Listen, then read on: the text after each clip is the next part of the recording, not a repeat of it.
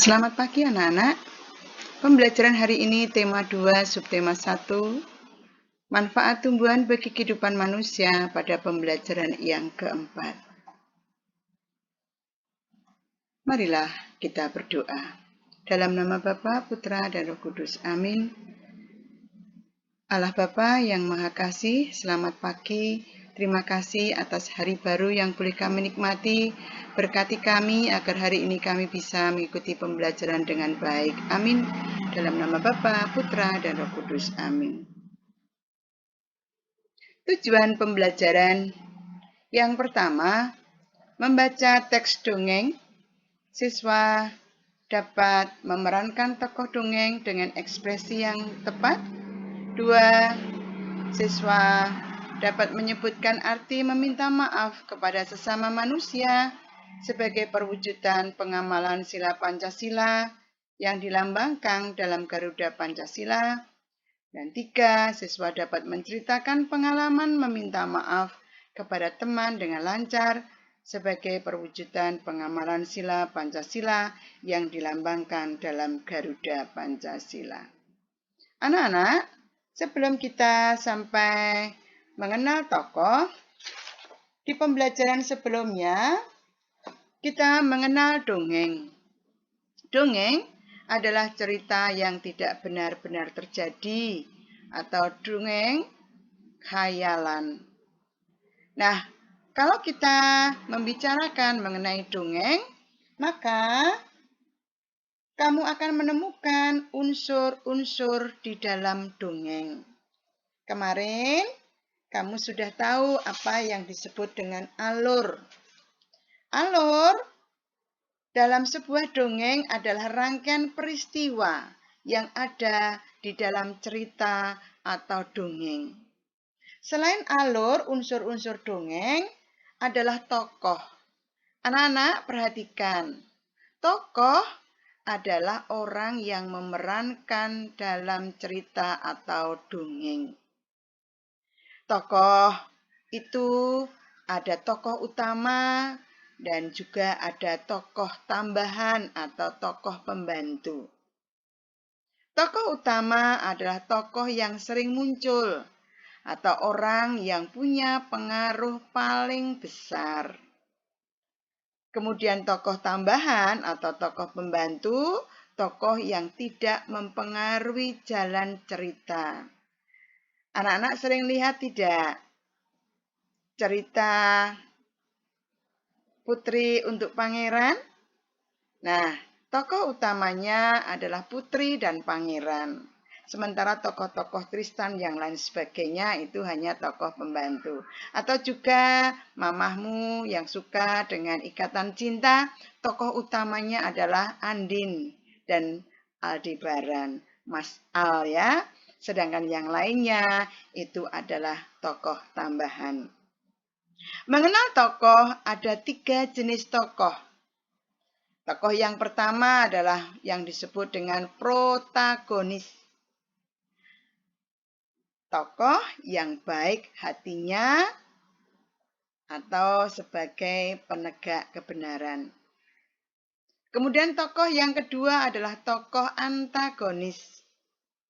Tokoh yang jahat atau yang buruk hatinya. Sedangkan yang ketiga adalah tokoh tritagonis, tokoh penengah yang tidak memihak siapapun.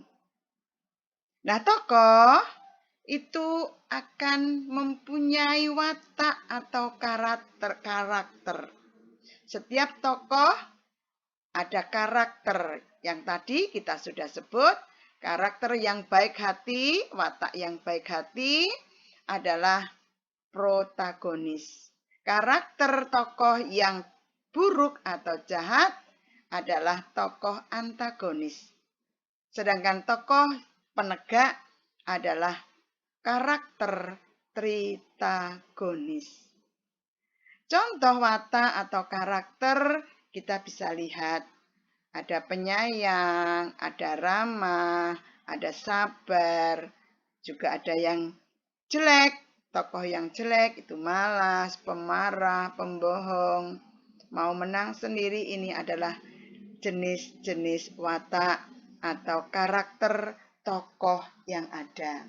Selain mengenal unsur-unsur dongeng, alur, tokoh, sifat, kemarin kita juga sudah mengenal apa yang disebut dengan latar. Latar itu apa, anak-anak? Tempat atau waktu atau suasana. Contoh misalnya di suatu desa yang sunyi. Nah, ini adalah yang disebut dengan latarnya di sebuah desa yang sunyi. Inilah unsur-unsur dari sebuah dongeng. Dan kemarin kita juga di pembelajaran sebelumnya kita mengenal apa yang dimaksud dengan pesan. Setiap dongeng ada pesan, ada amanat, ada nasihat yang ingin disampaikan kepada pembacanya. Dayu, Edo, Siti, dan Beni sedang mendiskusikan sebuah dongeng. Dongengnya menceritakan tentang bunga melati.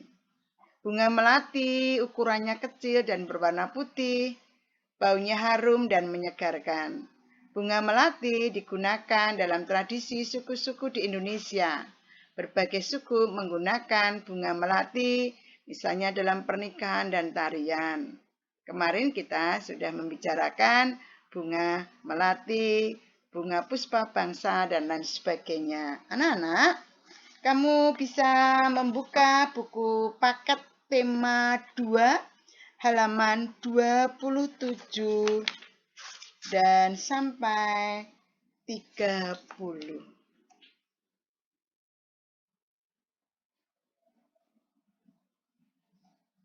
Ayo membaca bunga melati yang baik hati. Perhatikan anak-anak, di taman bunga kerajaan tumbuh berbagai macam tanaman bunga. Nah, inilah yang disebut dengan latar. Latar di taman bunga kerajaan. Para putri senang sekali memandang menciumi bunga melati. Hal ini menimbulkan kecemburuan dari bunga-bunga yang lainnya. Anak-anak perhatikan, ada putri 1, putri 2 tertulis di sana. Nah, putri 1, putri 2 ini adalah yang disebut dengan tokoh. Ya, disebut dengan tokoh dan masing-masing tokoh akan mempunyai karakter atau watak. Kamu bisa melanjutkan membacanya sendiri di dalam buku paket kamu. Ada bunga sedap malam, ada bunga anggrek, ada bunga mawar biru. Ini juga menjadi tokoh dari cerita bunga melati yang baik hati. Judulnya saja sudah bunga melati yang baik hati. Berarti karakter bunga melati, watak bunga melati adalah baik hati. Nanti kamu mencari sendiri di dalam cerita ini dengan tugas yang harus kamu kerjakan. Kamu baca sendiri ya, Nana. Nah, sekarang inilah tugas kamu yang harus kamu kerjakan di dalam buku tugasmu. Tulislah 4 tokoh yang ada pada dongeng beserta dengan karakternya. Sekali lagi, 4. Kalau misalnya tokohnya ada 5, ya kamu tulis yang 4 saja. Dan kamu juga menuliskan karakternya. Tadi Bu Ana sudah memberikan contoh tokohnya. Nah, tadi apa? Judulnya adalah bunga melati. Yang tokohnya apa tadi? Nah, kamu bisa melihat di sana. Kemudian karakter dari bunga melati itu seperti apa. Suatu hari, Dayu sedang merasa bingung. Ia telah memecahkan pot bunga kesayangan ibu. Ia ingin meminta maaf kepada ibu, tetapi takut dimarahi. Bagaimana seharusnya Dayu bersikap? Pernahkah kamu melakukan kesalahan? Apa yang kamu lakukan saat melakukan kesalahan? Benar, ketika kita melakukan kesalahan, sebaiknya meminta maaf. Dengan meminta maaf, kita akan merasa lega, hubungan dengan orang lain akan tetap baik, dan untuk meminta maaf memang diperlukan keberanian. Anak-anak pemberani akan bisa meminta maaf jika telah melakukan kesalahan. Dan kamu boleh mencoba. Kalau nanti kamu melakukan kesalahan, kamu bisa menceritakan pengalamanmu meminta maaf kepada teman. Ini tidak perlu kamu tulis, tetapi kamu bisa bercerita kepada mamahmu, kepada ibundamu, bagaimana kamu meminta maaf saat kamu melakukan kesalahan. Terima kasih anak-anak, pembelajaran hari ini. Mari kita tutup dengan doa. Dalam nama Bapa, Putra, dan Roh Kudus. Amin. Tuhan, kembali kami menghadap Engkau untuk mengucapkan terima kasih atas penyertaan-Mu dari awal hingga akhir pembelajaran. Semoga pembelajaran ini bisa kami gunakan di dalam kehidupan kami sehari-hari untuk selalu berbuat baik dan selalu mampu meminta maaf apabila kami melakukan kesalahan. Amin. Dalam nama Bapa, Putra, dan Roh Kudus. Amin.